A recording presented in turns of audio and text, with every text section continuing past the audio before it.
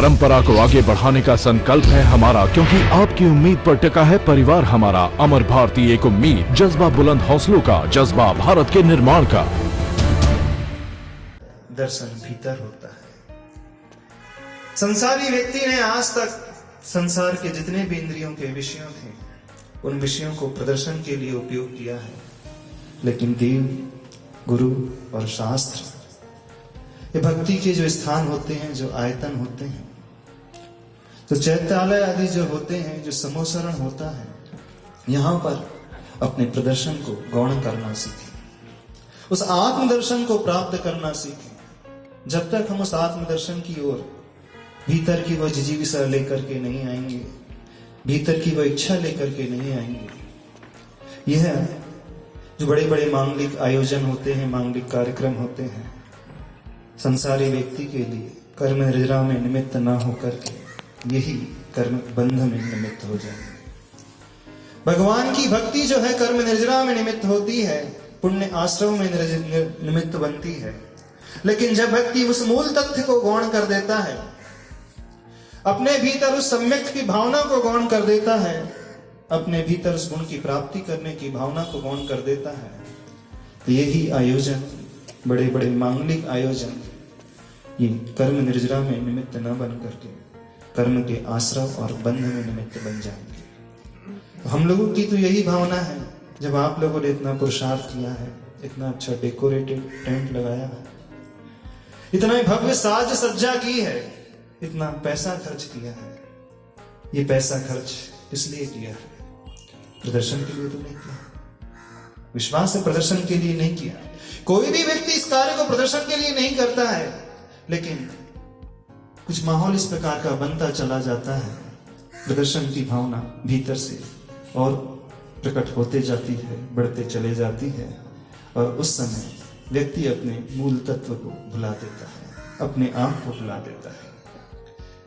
ये जो भक्ति है, अथवा भगवान की स्तुति है, अथवा भगवान का गुणानुवाद है, अथवा भगवान को प्राप्त करने की साधना है। जो कल का दृश्य था, वो दिगंबरी दीक्षा का दृश्य, वो बाहर का दृश्य नहीं था, वो भीतर का दृश्य था। वह परिग्रह को छोड़ करके उस आत्मदर्शन को पाने की एक साधना का दृश्य था। उन नवयुवकों को आप लोगों ने देखा होगा, पढ़े लिखे आदि युवक हैं, संसार को छोड़ करके इस युवा अवस्था में इस भौतिकता की चकाचौंध को छोड़ करके कैसे गुरुदेव के चरणों में अपने आप को समर्पित कर दिया उन लोगों ने, और जीवन भर के लिए एक संकल्प लिया। कौन सा संकल्प? सिर्फ आत्मा के उत्थान का संकल्प, अपनी आत्मा को ऊपर पहुंचाने का, ले आने का संकल्प लिया।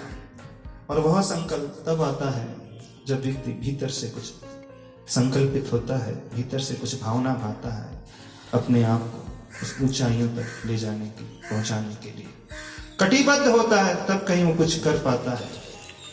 एक पुरुषार्थ जो होता है, जो मुनि का पुरुषार्थ होता है, साधुओं का पुरुषार्थ होता है, और दूसरा पुरुषार्थ होता है आप लोगों का पुरुषार्थ होता है, श्रावकों का पुरुषार्थ होता है। मुनियों का पुरुषार्थ उस आत्मा की साधना को डायरेक्ट करने का पुरुषार्थ होता है, लेकिन श्रावकों का पुरुषार्थ जो होता है, जो धर्म पुरुषार्थ में आता है। मुनि का पुरुषार्थ मोक्ष पुरुषार्थ नाम पाता है, लेकिन आप लोगों का पुरुषार्थ धर्म पुरुषार्थ का नाम पाता है।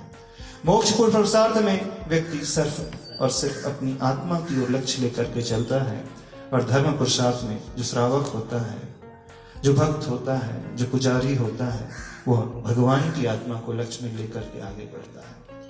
दोनों ही पुरुषार्थी जीव जो होते हैं, उनका लक्ष्य तो, उनका केंद्र बिंदु तो आत्मा ही होता है, आत्म तत्व ही होता है। लेकिन जो मुनि हो जाते हैं, साधक हो जाते हैं, वो अपनी आत्मा को उपादेय मान करके चलते हैं, लेकिन जो श्रावक होते हैं, वो भगवान की आत्मा को उपादेय मान करके चलते हैं, क्योंकि भगवान ने अपनी आत्मा को शुद्ध कर लिया है, भगवान ने अपनी आत्मा से कर्मों को निर्जरित कर लिया है, सब कुछ प्राप्त कर लिया है। तो जिन्होंने उससे प्राप्त कर लिया है, उसको देख करके, उसके रूप को निहार करके, उसके गुणों को देख करके जो श्रावक भक्ति करता है, तो उसकी दृष्टि उन गुणों को प्राप्त करने की ओर होती है। यहाँ पर सभी लोग